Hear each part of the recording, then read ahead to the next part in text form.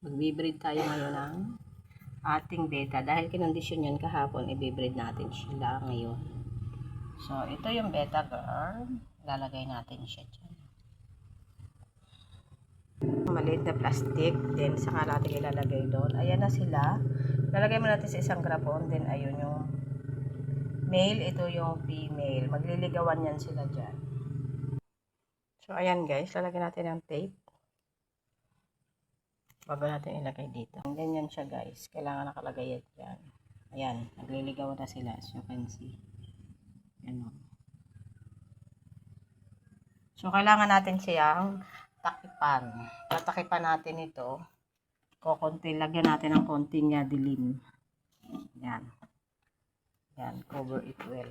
Ayan. Ayan. Ganyan.